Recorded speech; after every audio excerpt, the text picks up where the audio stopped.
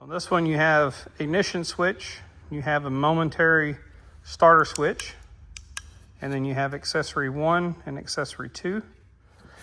So on the back side, you have your weather pack connector, and then you have a ground wire. So this black wire goes to a good chassis ground. And then out of the weather pack, you have these 3 wires. So brown goes to a 12-volt battery source. So this could go to the car side of the battery disconnect switch, or you can go directly to the battery if you don't have a battery disconnect switch.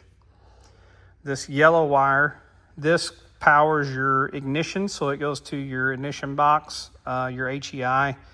You can also power your gauge panels on with this particular wire if you want the gauge panel to come on when you turn the ignition switch on.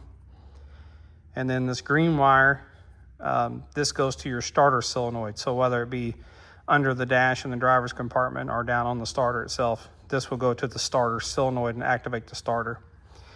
In a case where you don't want to run your gauge panels off the ignition switch, which would have been this wire, on this panel with your 2 accessories, you could easily come into this one and hook your gauge panel into this switch here, so you get the gauge panels off of your ignition switch.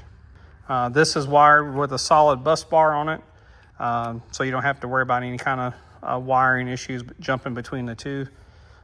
It's just a lot more durable system.